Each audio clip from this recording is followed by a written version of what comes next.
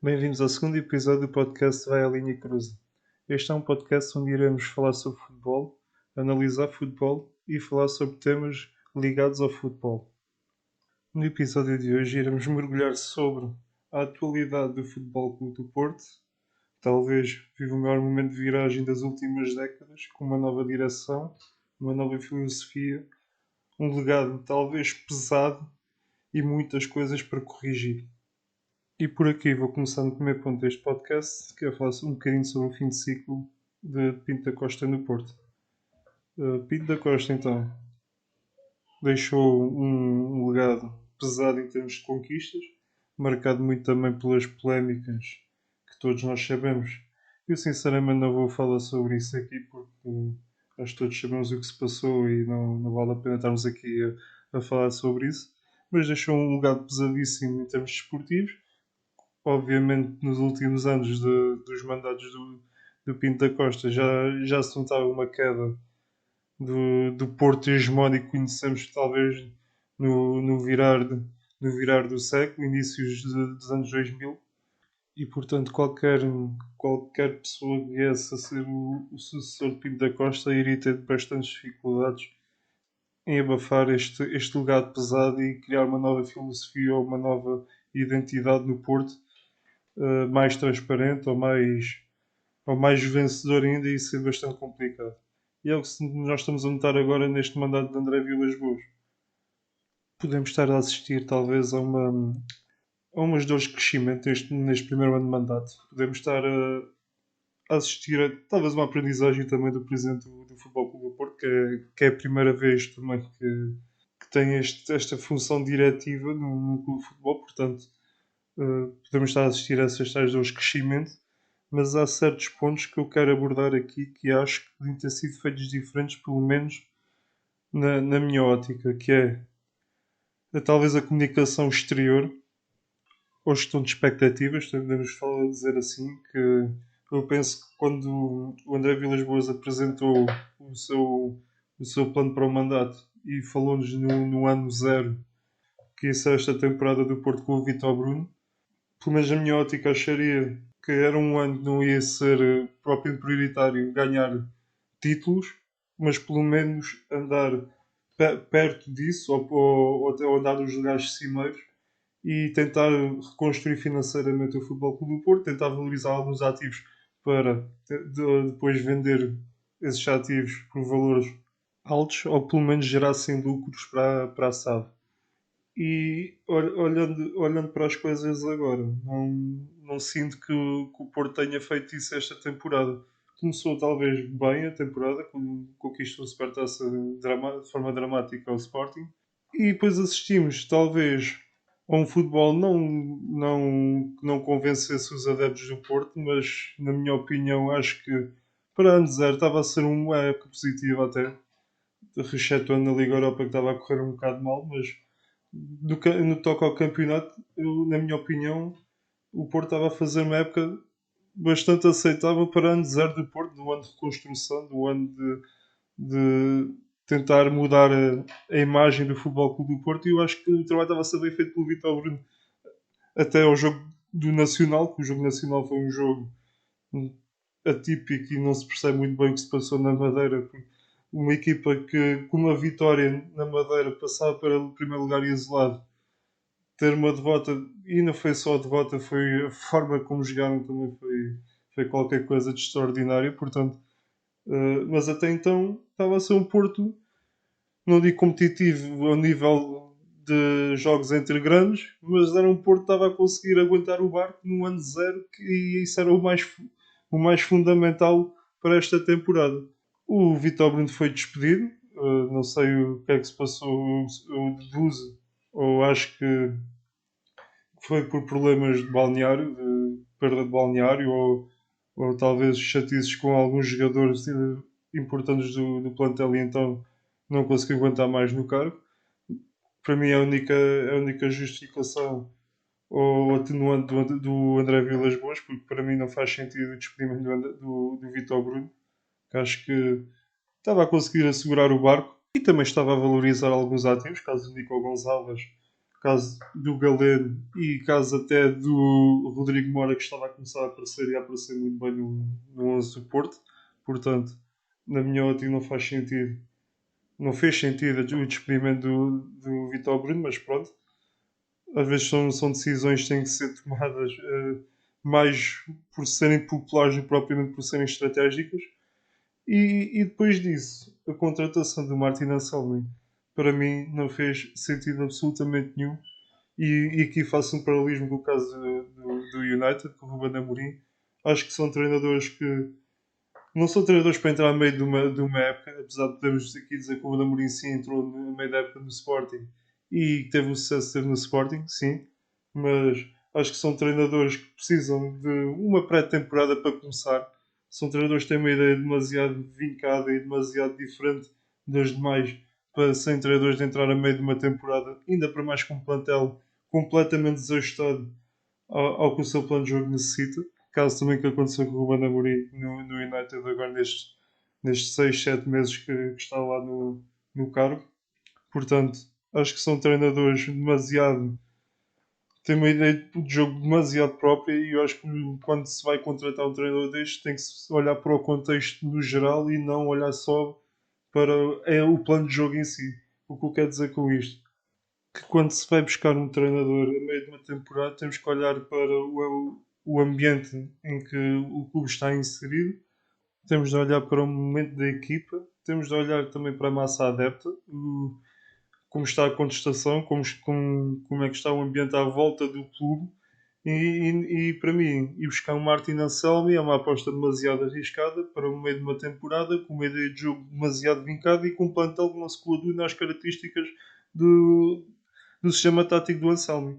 E que temos aqui variedíssimos casos, que é o caso dos centrais, que claramente não tiveram o rendimento esperado e muito menos nesse sistema tático. Temos o caso do Samu na ponta de lança, que foi uma queda à bruta de rendimento ao ponto de chegar a ser relegado para o banco.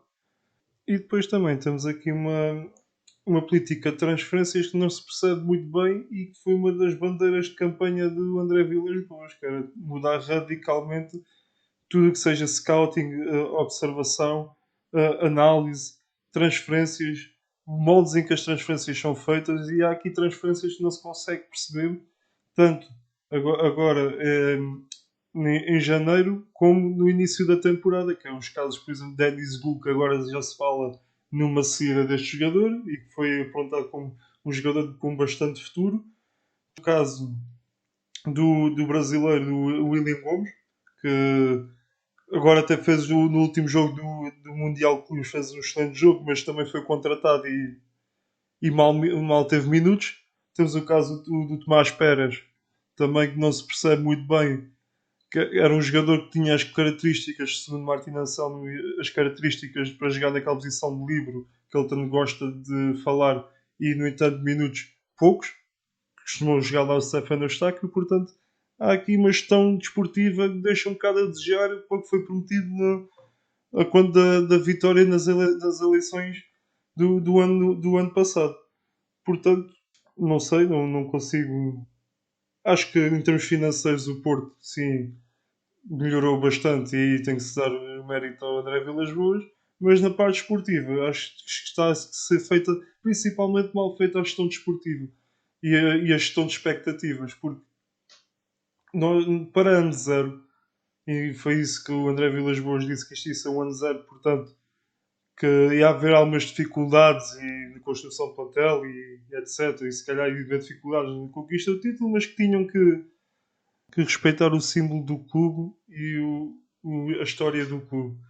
E portanto, acho que a partir daí é que começou o erro, porque não podemos querer que seja um ano zero, mas que esse ano zero que seja como se fosse um ano 3 ou um ano 4 de um projeto em que o objetivo é claramente sermos campeões, senão não dá, temos que dar lugar a outros, não pode ser assim. Pelo menos na minha ótica, eu acho que quando é ano zero tem que ser um ano de reconstrução, um ano de calma, um ano de projeto desportivo. Ok, agora identificamos que queremos jogar com este estilo de jogo, queremos jogar desta forma, com esta identidade, queremos ir buscar este perfil de jogador, queremos mudar o perfil de treinadores, de etc. Tudo à volta para criar o ambiente que nós queremos para o Porto daqui em diante. Portanto, o ano zero tem que ser sempre aquele ano que tem que se baixar as expectativas.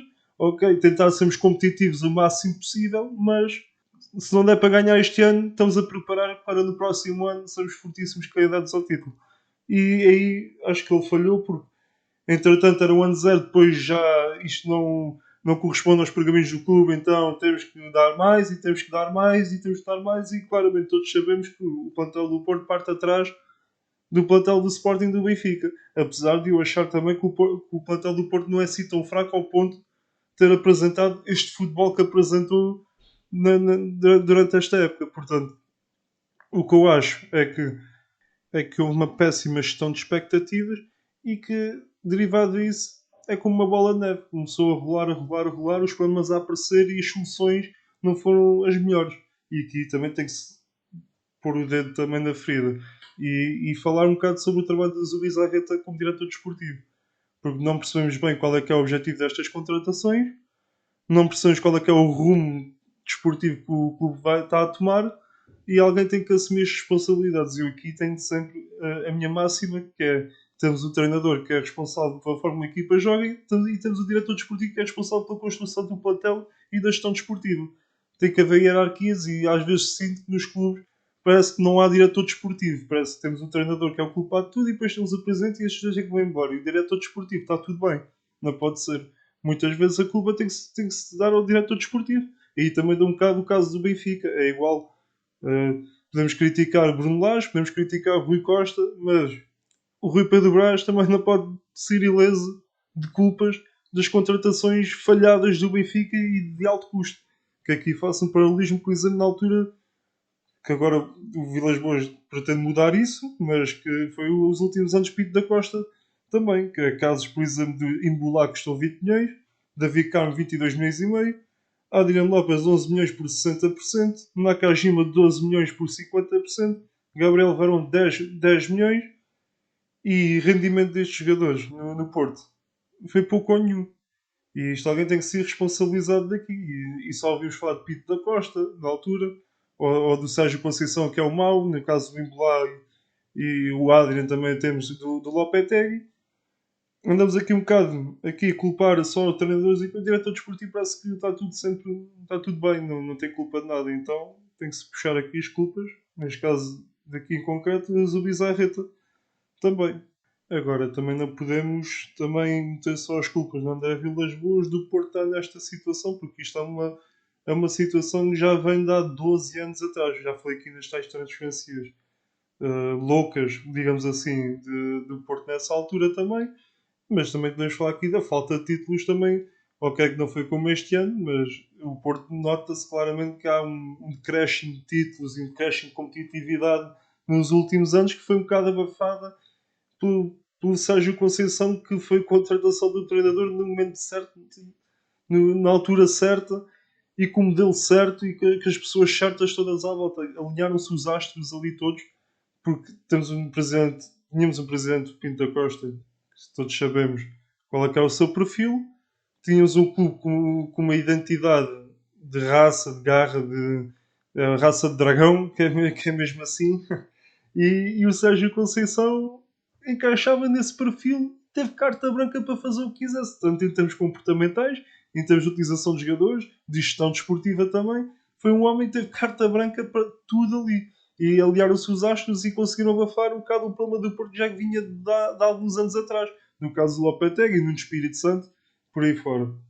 E então, tem que se puxar um bocado a fita atrás e não dizer agora: afinal, André Vilas Boas não presta, e já estão a fazer cama ao presidente, etc.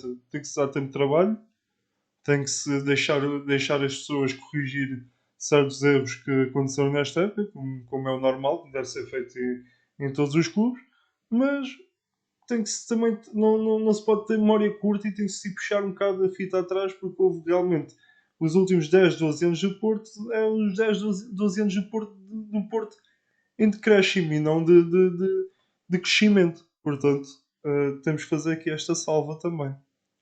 Já falei também das transferências, mas em termos de títulos, o que o Porto tem nos últimos 12 anos são 3 campeonatos. Portanto, não podemos dizer que é propriamente um Porto de sucesso. É um Porto claramente em declínio e que não foi resolvido pelo anterior presidente. E eu penso também que, derivado desse facto, este novo presidente, André Vilas Boas, também está a ter dificuldades derivado disso tudo que já vem sendo feito nos últimos 10, 12 anos. Portanto, acho, mas na minha opinião, tem que se dar um bocado de tempo e deixar o presidente resolver ou tentar corrigir os problemas que foram desta época. Quero passar agora aqui a outro tema, que é falar um bocadinho do plantel do Porto, o que eu acho que o Porto precisa de melhorar para atacar a próxima temporada. E vou começar pelo setor defensivo, que acho que claramente tem que ir buscar um central, ou dois, dependendo do orçamento, mas claramente tem que ir buscar um central que seja o líder da defesa. Acho que o Porto não pode continuar a ter um central com o Marcano a ser esse líder, apesar de ter sido talvez se calhar, o defesa central com a melhor forma do Porto, mas temos que ver que é um jogador que já tem os seus 37 anos, penso eu, um, e portanto tem que haver alguma renovação desta linha defensiva. E temos que assumir que o Ney Pérez neste momento não está a corresponder às expectativas, apesar de eu ter visto bastantes jogos dele no Famalicão e na altura que esteve no Famalicão e ter achado que era um central para a equipa grande. Mas neste momento, pelo menos nesta temporada, não correspondeu às expectativas. O Otávio é a mesma coisa, acho que é um jogador claramente que em termos psicológicos veio abaixo e não está a conseguir voltar ao seu melhor rendimento. Pelo menos aquilo que eu vi também do Famalicão, era um central com bastante potencial. Jogava, tinha um bom jogo de pés, era muito forte nos duelos individuais, era muito forte também no jogo aéreo, portanto eu achei que podia ser um central com bastante potencial de crescimento e quiçá é ser vendido por valores superiores a alguma equipa europeia. Mas até agora também não aconteceu. É um jogador que veio abaixo, na minha opinião, psicologicamente e consequência disso, não apresenta também um rendimento elevado. Acho que o Porto tem que claramente investir neste setor defensivo. Talvez ir buscar alguma concorrência também para as laterais. Está bastante curto. Mas para além disso tudo, o que eu acho, primeiramente, tem que se definir qual é que é o treinador que vai enfrentar a próxima temporada. Se no caso de ser o Martin Anselmi, acho que tem que haver uma revisão do seu plano de jogo. Tem que se assumir que não dá para jogar desta forma, pelo menos para já. E eu acho que esta forma de jogar do Martin Anselmi necessita de 3 ou 4 mercados de transferências para dar frutos. E enquanto não tem esse tempo, tem que mudar o seu sistema de jogo, tem que mudar as suas dinâmicas que se coordenem melhor com o plantel do Porto. E para isso tem que haver uma articulação entre Martin Anselmi, diretor desportivo, e presidência. Tem que se montar uma estratégia que dê para se ir mudando algumas dinâmicas ao longo do tempo, ao longo dos mercados, porque eu duvido que o Porto consiga ir buscar já todos os jogadores que o Martin Anselmo necessita para este plano de jogo e portanto eu sou apologista disto, que eu acho que um treinador tem que ser um treinador de clube, um treinador de equipa, um treinador articulado com a direção e não um treinador de ego e de impor formas de jogar que não funcionam num plano atual. Portanto, se for o Martin Anselmi a continuar no cargo, tem de haver uma revisão de expectativas e uma revisão do seu plano de jogo. E por isso é que eu fiz há pouco o paralelismo entre Martin Anselmi e Ruben Amorim, porque eu acho que o problema é o mesmo, é querer impor uma forma de jogar, uma forma de ver o futebol que, olhando para o plantel e olhando para a realidade do clube, neste momento não se adequa bem. Portanto, é aqui que eu acho que tem que haver uma mudança. E pronto, eu dou esta opinião porque eu também sou a favor do futebol mais simples e no futebol em que o jogador consiga adquirir essa visão mais facilmente. Acho que hoje em dia os treinadores querem impor as suas formas de ver o futebol demasiado vincadas, quando os jogadores não conseguem interpretar isso da melhor forma. E, portanto, acho que o Martin Assalmi, se quer ter sucesso no Porto, tem que voltar um bocadinho atrás da sua ideia e, pelo menos para já, implementar um estilo de jogo que seja de mais fácil interpretação dos jogadores que tem à sua disposição e à medida do tempo, à medida dos mercados de transferência e à medida dos resultados também, ir mudando aos poucos e talvez daqui a duas épocas consiga então impor o seu estilo de jogo preferencial e ter um plantel para isso sem pôr em causa a estabilidade financeira do clube. Portanto, neste momento não se adivinha termos fáceis para o Porto, que é um clube que está diante dos escombros, entre aspas, e quer voltar a tentar voar, mas está uma situação bastante difícil e espero que o clube consiga voltar a estabilizar-se porque faz falta ao futebol português um Porto competitivo, um Porto que esteja bem, que esteja saudável e que, a par do Benfica e com o Sporting, consigam lutar entre eles, e quiçá o Braga também, consigam lutar entre eles pelo campeonato, para termos um campeonato competitivo e nivelado por cima, que é o que neste momento falta muito também ao futebol português, é competitividade e nível por cima e não estarmos a tentar nivelar as coisas por baixo ou ter uma competitividade por baixo, porque isso não ajuda em nada a tentar voltar a subir no ranking e voltarmos a ter três equipas na Liga dos Campeões. Portanto, esperamos que o Porto consiga dar a volta a esta situação, consiga voltar a entrar dentro da sua estratégia e dentro da sua linha de visão do seu presidente e consiga ser um clube novamente competitivo. E chegamos assim ao final do episódio. Se gostaste do episódio, partilha, comenta e avalia no Spotify e no YouTube também. Esperamos em breve ter também o podcast disponível na Apple Podcasts. E pronto, vou dar por encerrado este episódio. Malta, fiquem bem e tchau.